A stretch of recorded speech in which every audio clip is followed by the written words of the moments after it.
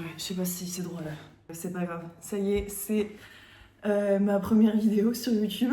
Je sais pas pourquoi, mais je suis très à l'aise. Enfin, ça me paraît très naturel de faire ça. Bon, tant mieux. Pour les personnes qui me découvrent, déjà bonjour. Je m'appelle Aude Assaker. Je suis brand designer depuis 3 ans maintenant. Ça fait 3 ans que je suis entrepreneur et que je fais principalement du graphisme. En vrai, j'ai fait énormément d'activités pendant ces 3 ans. Genre, j'ai testé plein de trucs, développé plein de projets. Mais mon métier de base, c'est le graphisme. Donc principalement, je crée des identités visuelles pour des marques, pour des jeunes entrepreneurs, c'est ça ma cible principale. Et en gros, ça se traduit par la livraison d'une charte graphique. Voilà, grossièrement, mon travail, c'est ça. Il y a un travail stratégique derrière, évidemment, mais en gros, je livre des chartes graphiques à mes clients. Mais en parallèle à tout ça, j'ai développé tout un système, toute une communauté aussi, où j'aide mes consoeurs et mes confrères graphistes, on va dire. Et même au-delà de la profession du graphisme, y a toute une communauté qui me suit qui est entrepreneur dans le digital au sens large. Voilà, c'est pas uniquement centré sur le graphisme. Et du coup, j'ai décidé de faire un petit vlog pour te montrer mon quotidien d'entrepreneur. Moi, je suis extrêmement présente sur Instagram. C'est là que tous mes clients me contactent. C'est mon seul canal d'acquisition client, on va dire, de toute façon. Et je suis extra proche de ma communauté sur Instagram. D'ailleurs, tu viens peut-être d'Instagram. Et si tu me suis depuis longtemps, bah coucou, merci beaucoup. Je discute énormément, j'échange énormément avec les personnes qui me suivent. Et vous m'avez récemment demandé d'ouvrir une chaîne YouTube. Et vous m'avez donné plein d'idées de sujets, des thématiques. Ce qui ressortait le plus, c'était des vlogs, étonnamment. Alors attention, faut absolument pas s'attendre à ce que je fasse des tutos make-up ou des tutos pour se coiffer, etc. Enfin, même lifestyle, c'est pas un truc avec lequel je suis trop à l'aise. Franchement, là, les vidéos qui vont être sur cette chaîne, j'ai pas encore défini précisément ce que ça allait être.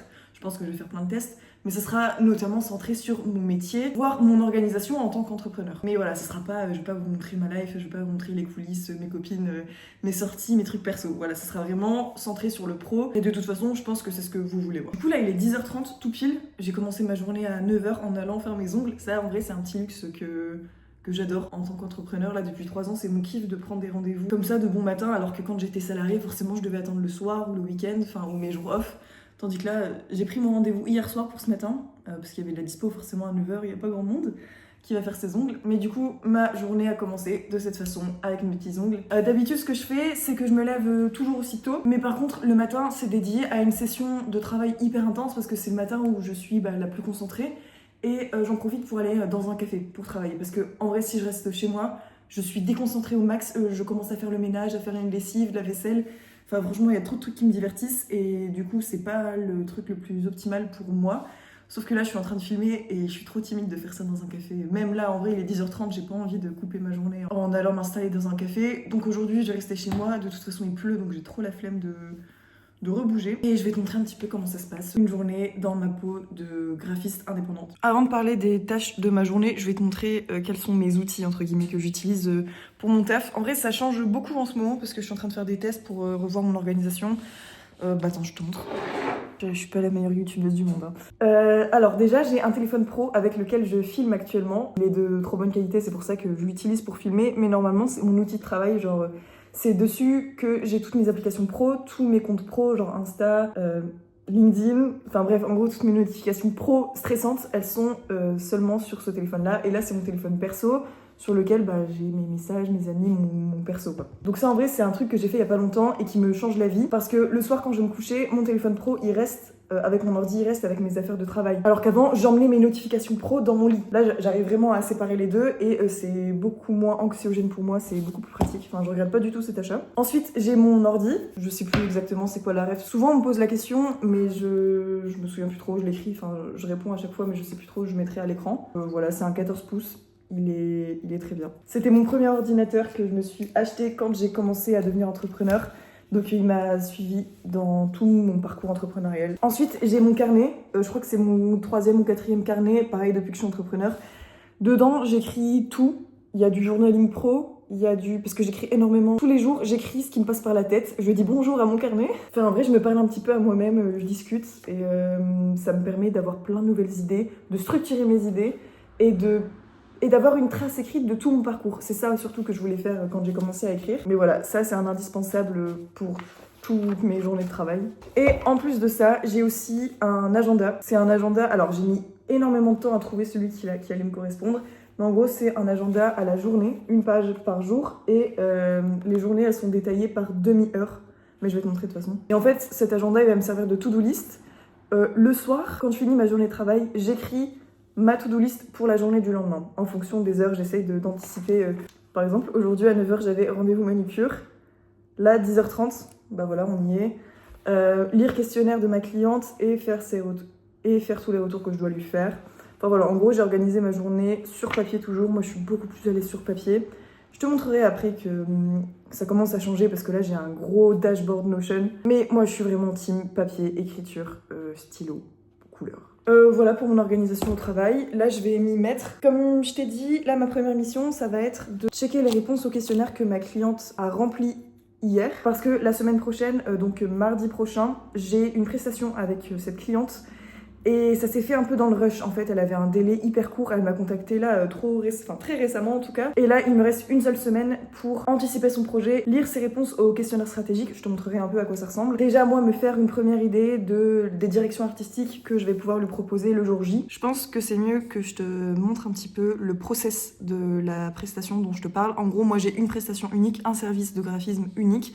C'est ma prestation mini budget, c'est celle qui fonctionne le mieux, celle que mes clientes aiment le plus, celle que je vends le plus aussi et qui est la plus adaptée à ma cible parce que moi ce sont des jeunes entrepreneurs qui ont un petit budget, qui se lancent tout juste dans l'entrepreneuriat, qui n'y connaissent pas grand chose et qui ont quand même envie d'avoir une identité visuelle qui se distingue et qui est professionnelle. Donc voilà la raison pour laquelle j'ai créé cette prestation et elle me convient trop bien. Franchement au début c'était un test pour voir ce que ça allait donner et elle est trop cool donc c'est ce que j'ai choisi de proposer à mes clientes. Ça commence par un formulaire de réservation. Donc moi je trie on va dire, les réservations dès le début. C'est-à-dire que pour prendre contact avec moi, on remplit un formulaire d'une petite dizaine de questions, même moins franchement. Nom, prénom, la nature du projet, quelle est la deadline. Voilà, grosso modo, c'est vraiment le b.a-ba pour savoir si moi, le projet va me plaire, s'il va m'inspirer, si ça me correspond. Et après, je prends contact avec cette personne et je lui dis OK ou alors je lui dis bah non, désolé, on va pas travailler ensemble pour telle raison. Et là, cette cliente, donc ça a matché. Elle est formatrice indépendante, elle est experte dans le marketing et donc elle vend des formations en ligne. La semaine dernière, on a eu un call à deux, une visio. Je fais toujours une visio pour le premier contact parce que j'aime bien voir à qui j'ai affaire. Parce que tout le reste, en fait, ça se fait pas à distance. On se rencontre jamais, je vois jamais la tête de mon client. Donc pour un premier contact, moi j'aime bien voir à quoi ressemble ma cliente. Elle m'a expliqué son projet, on a continué notre échange par mail, facture d'acompte, contrat, devis. Je lui ai envoyé le questionnaire stratégique qui est trop important parce que c'est dedans qu'elle va me préciser tout son projet, toutes ses attentes, toutes ses inspirations. Et je vais te montrer vite fait à quoi ça ressemble. Voilà, en gros, c'est un Google Form avec énormément de questions qui sont très détaillées, très pointues et qui vont me permettre de connaître le projet de ma cliente, quelles sont ses attentes, comme je te le disais.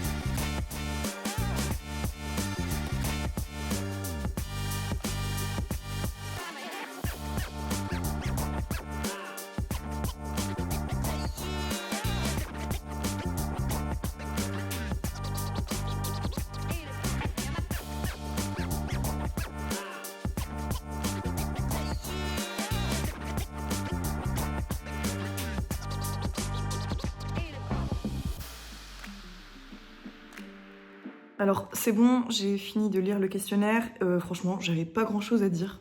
Je lui ai fait un petit mail, je suis en train de l'écrire là, pour lui faire 2-3 remarques, parce que j'ai des petits doutes, mais franchement j'ai rien à lui dire, elle est hyper... Mais de toute façon elle est experte dans le marketing, c'est son cœur de métier, donc ça se ressent de ouf. C'est vrai que j'ai l'habitude d'avoir des clients qui sont assez juniors, qui sont pas du tout du métier, et du coup là ouais c'est agréable de collaborer avec des personnes qui sont un peu plus expérimentées, même si franchement c'est pas ma cible de base. Donc là j'ai fini de lui écrire son mail, j'ai rédigé toutes les questions que je voulais lui poser, il y en a que 2 en vrai, et c'est des petits détails hein. Mais je veux aussi lui joindre le planning de la journée de la prestation, parce qu'en fait c'est une journée qui est découpée en plusieurs étapes, en plusieurs parties. Il y a des moments où elle devra être active, où elle devra être disponible parce que j'aurai besoin de ses feedbacks, qu'elle me donne ses avis. On va échanger en gros, et donc ça en fait je le mentionne dans le planning que je vais lui transmettre, et ça se fait en amont, avant la prestation, comme ça elle pourra anticiper tous ces moments là. Et je voulais te montrer un petit peu comment je m'organise. En fait je me suis fait un fichier Illustrator que j'ai appelé service, et dedans il y a tous mes supports qui vont me servir pour mes prestations, dont le planning de la journée. Donc en fait, bon bah là c'était pour une ancienne prestation, mais en gros j'y fais figurer la date juste pour rappel. 8h midi, c'est la définition du concept graphique. Donc là en gros c'est le moment où je lui propose les 2 directions artistiques sous forme de mood board. Je fais aussi un logo primaire et une palette de couleurs pour chaque concept. À ce moment-là, elle n'a pas besoin d'être disponible, hein. Là, moi, je travaille dans mon coin. Et c'est à partir de midi à peu près où là, j'aurais besoin qu'elle me fasse son retour, qu'elle décide entre les deux concepts graphiques. 14-18, en fonction de ses retours, je lui fais sa charte graphique, donc la charte complète. Et fin de journée, j'ai mis des horaires à titre indicatif, mais c'est 19h-20h à peu près la fin de la prestation. Je livre tous les fichiers finaux à ma cliente. Donc là, je vais l'adapter au projet de ma cliente et je vais lui envoyer, je vais lui joindre au mail que je lui ai préparé. Comme tu peux le voir, mon process, il est bien ficelé, il est bien travaillé, structuré. Mais c'est parce que ça fait un moment que je fais cette prestation. Et au plus j'exerce cette prestation, au plus j'ai de clientes, au plus je peaufine et j'améliore ce process. J'améliore ma prestation au fur et à mesure, en gros. Donc c'est vraiment en m'entraînant que je peux améliorer et je peux avoir un process qui me correspond à 100% et qui est vraiment optimal. Genre au tout début, ma première prestation mini-budget, c'était pas aussi organisé, c'était pas aussi efficace que ça. Genre là, j'ai mis plein de choses en place pour que mon process soit beaucoup plus fluide, que je perde beaucoup moins de temps parce que c'est quand même une prestation qui se déroule sur une journée, donc il faut que tout soit optimisé pour que tout soit faisable en une journée et que le rendu soit quand même qualitatif. Si tu me suis sur Insta, tu dois peut-être le savoir, mais j'ai créé un accompagnement qui s'appelle le Starter Pack. C'est un accompagnement vidéo qui aide les personnes à devenir graphistes indépendants en partant de zéro, donc c'est 100% basé sur mon parcours et sur mes conseils, enfin mon expérience à moi. Et en fait, dans cet accompagnement vidéo, je montre cette prestation de A à Z. J'ai filmé en temps réel un projet client et je te montre les étapes de A à Z en fait, de la création du contrat jusqu'à la réalisation de la charte graphique, les échanges entre deux pendant la journée et ça se finit par la livraison des fichiers finaux en fin de journée. Donc en fait, c'est vraiment une vidéo qui est détaillée et dans laquelle tu vois toutes les étapes qui composent mon process client. Et ça, je sais que ça a aidé pas mal de personnes qui sont membres du Starter Pack parce qu'en vrai, quand on se lance, bah, comme je te disais, on n'en sait rien. En fait, on n'a pas d'expérience, on sait pas quelles sont les choses à mettre en place, quelles sont les astuces qui vont nous permettre de gagner du temps. Et voilà, c'était juste pour te préciser que dans le Starter Pack, si ça t'intéresse, si tu veux te lancer en tant que graphiste indépendant, déjà cet accompagnement-là, il est très certainement fait pour toi. Et il y a ce genre de vidéos-là qui peuvent t'accompagner sur des sujets concrets comme comment créer une prestation, comment se déroule une prestation comme la mienne, qui est une prestation assez traditionnelle, on va dire. Ok, alors là il est 11h45, c'est bon, j'ai envoyé mon mail à ma cliente avec le planning et mes petites questions par rapport à ses réponses au questionnaire stratégique. Franchement, je pensais que ça m'aurait pris plus de temps, mais comme je te disais, ses réponses elles étaient hyper claires. Enfin, là ma vision elle est claire sur son projet, je sais dans quelle direction aller à peu près. J'ai déjà mes premières idées et j'attends ces petites réponses quand même pour être sûre et qu'elle confirme ce que je pense. Mais en tout cas, ça m'a pris moins de temps que prévu, donc là je me suis mis dans le canapé et je vais répondre à quelques mails. J'ai une fille qui me demande une facture, parce que peut-être que tu le sais déjà, mais j'ai une boutique de templates. Je propose 4 templates. C'est des templates pour graphistes. En gros, il y a un modèle de charte graphique, un modèle de stratégie de marque, un template de devis et de facture et un template de brainboard. Et hier, il y a une fille qui m'a acheté un template et qui me demande une facture, parce que ça, en fait, c'est pas quelque chose que j'envoie automatiquement. J'ai pas trouvé comment on faisait sur Stripe. Donc, les personnes m'envoient un mail et j'édite les factures à la mano. Et il y a une fille qui me demande aussi une prestation pour mars. Parce que là, en gros, mon formulaire de réservation, il est fermé parce que je suis full pour l'instant. J'ai simplement précisé que j'allais rouvrir pour des disponibilités en mars. Et là, je viens de voir que j'ai un mail d'une fille qui me dit qu'elle n'a pas eu accès à mon formulaire, mais qu'elle veut réserver pour mars. Je lui réponds qu'on peut en parler, qu'il n'y a pas de souci, mais que je ne pourrais pas prendre de réservation pour l'instant. Moi, je préfère finir les prestats, ou en tout cas bien avancer dans les prestats qui sont déjà fixés, qui sont déjà prévus. Et après, quand j'aurai réalisé une bonne partie de ces prestats, après j'aurai une vision plus globale, je saurai à quel moment je pourrai rouvrir mon agenda et à quel moment je serai apte à reprendre des réservations, tu vois. Donc je fais ça et après je reviens.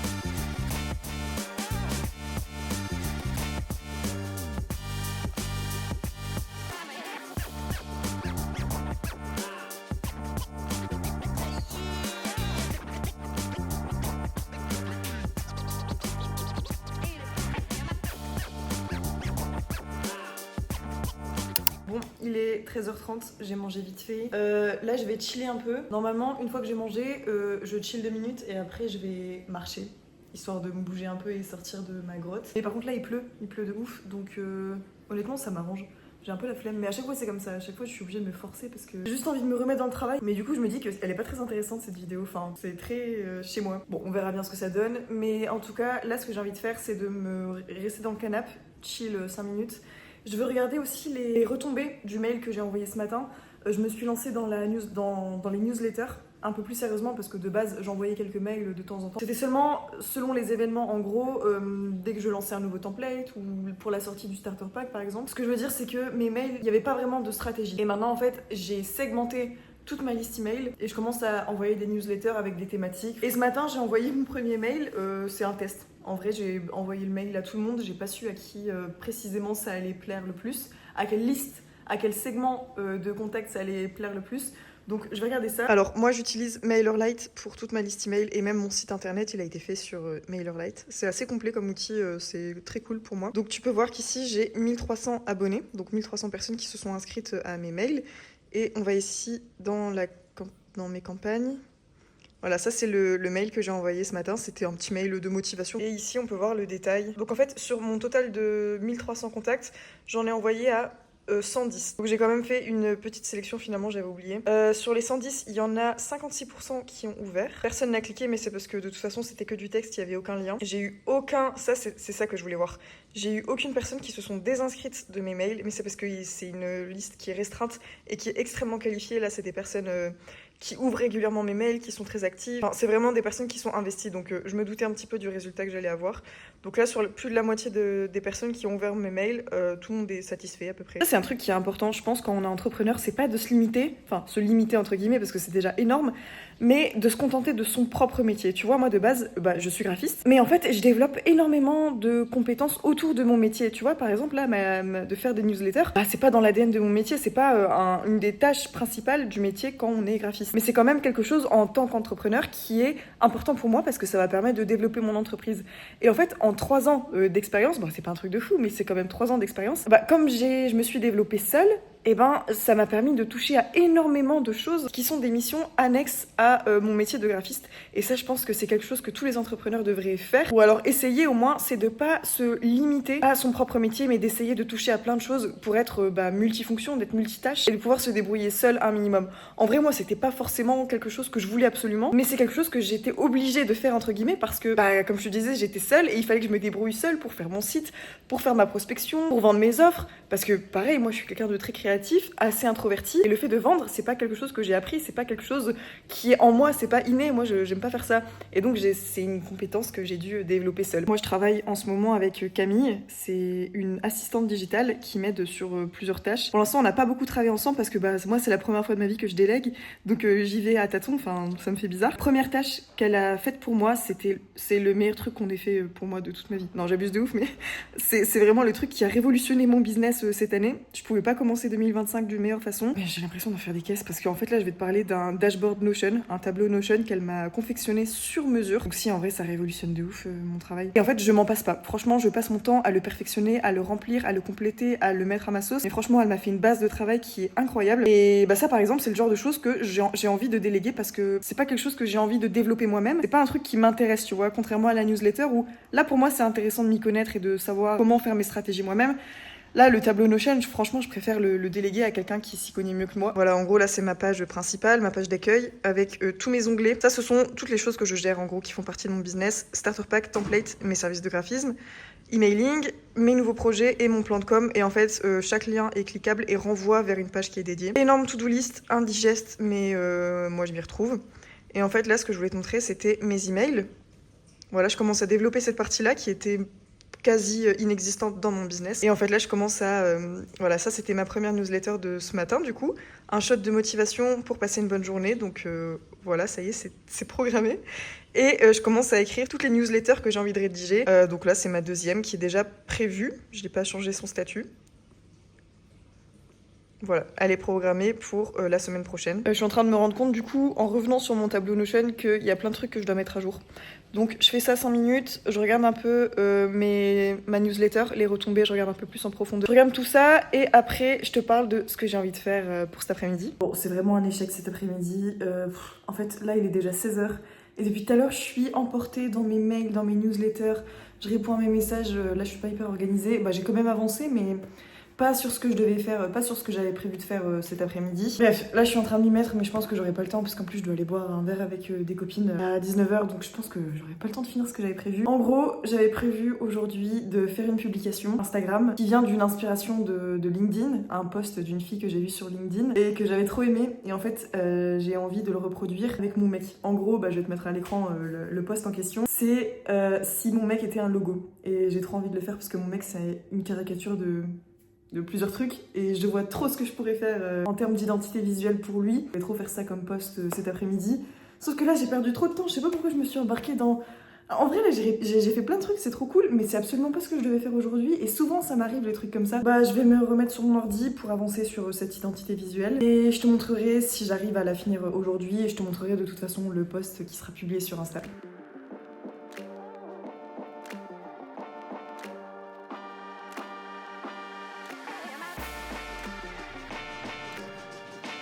Je suis deg, ça me prend vraiment beaucoup plus de temps que prévu. Parce qu'en fait, mes idées, elles étaient pas vraiment à 100% claires. Et là, il est déjà 17h. En vrai, c'est cool ce que je fais, mais juste, je prends beaucoup trop de temps. À mon avis, le post, il sortira pas aujourd'hui.